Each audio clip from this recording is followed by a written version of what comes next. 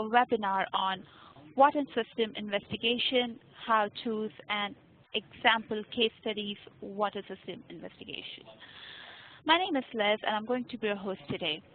On behalf of the Global Compliance Panel team, I would like to thank you for being part of this event.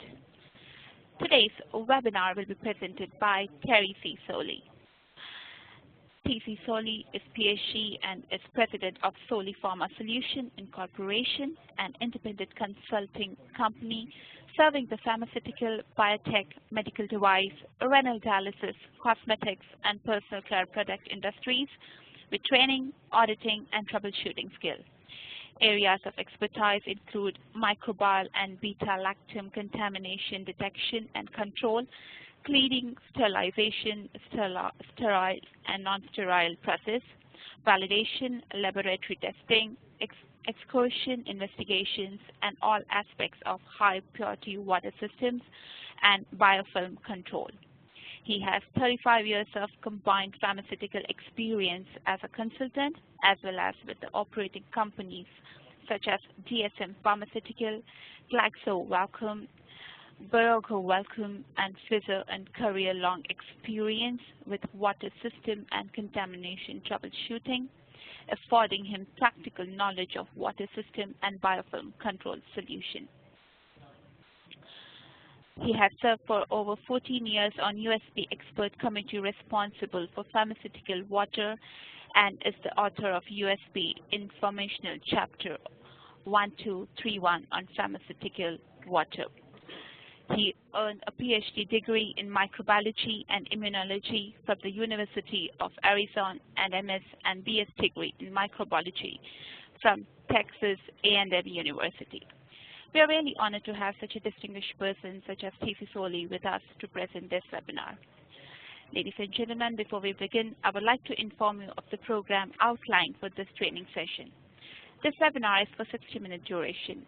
First, T.C. will take you through today's webinar, highlighting the area that would be covered, and he would then share with you his presentation. I would also like to inform you that all participants, once they're part of this teleconference, have been placed on mute and will remain so until the Q&A begins towards the end of this webinar. This is for the purpose of avoiding discontinuity and for allowing the presenter to speak clearly, so that everyone present can take maximum benefit from this webinar. I also request all to hold back your questions until the Q&A window begins. 10 minutes of time will be allotted for Q&A, during which your questions will be answered. And if for any reason you get logged out of this training session or teleconference, I request you all to follow the same procedure to join in again. Now that we are all ready to start, I request T.C. to take it from here. T.C. Thank you, Liz. I hope everybody can still hear the sound. We're going to be talking today about water system investigations and some case studies. I just want everybody to know that this is basically the process that I go through as a consultant when I'm called in to investigate some sort of contamination problem with a product or a water system. And these are basically the stones I turn over in the process of trying to get down to the bottom of where in the world this stuff is coming from. Here's a little bit about me. You can see that I'm a consultant with Soley Pharma Solutions. I do have websites and email addresses and all that kind of stuff. But as you can see with the other items below that, I have been involved with USP for quite a number of years now, officially as an expert committee member for 14 going on 15 years right now. But prior to that, I was with a committee that was an advisory group to the USP, and we are the group that came up with the TOC and conductivity that now everybody uses literally worldwide. Obviously, the specifications and the test methods work, so we did our work well. But at any rate, I just wanted you to know that I do have involvement with USP, but I am not representing USP today.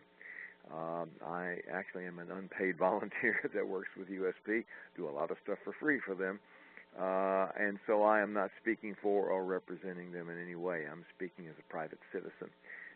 These opinions really are not my own. They are my own and not USP's. However, you may see a lot of consistency between the two. since I participate in what USP's opinions will be. And my intent is just like USP's, and that's to benefit the public health ultimately. The things that we're going to cover today are involved in the stones I turn over in doing investigations. And so it usually starts with gathering and using existing information and opinions.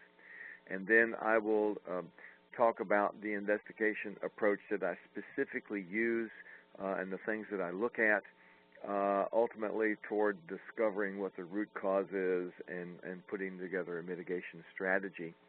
And I will discuss with you some case studies. And these are real studies.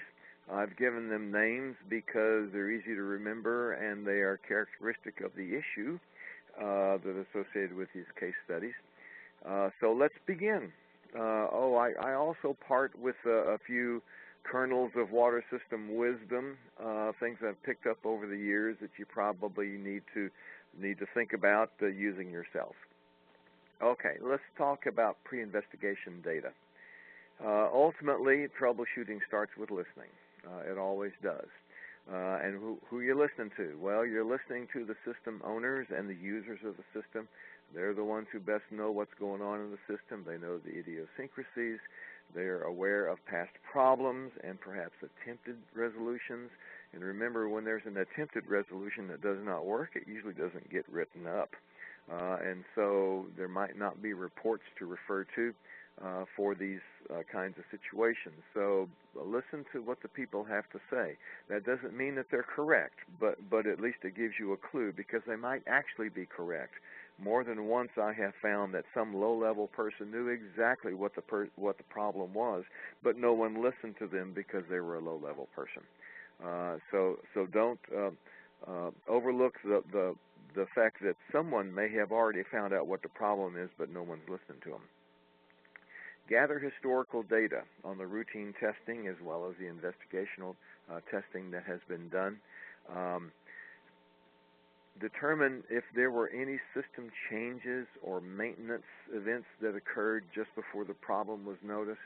I've found that probably 9 times out of 10 you can look back at something that was changed in the system or some maintenance that was done in the system that was the cause of the problem.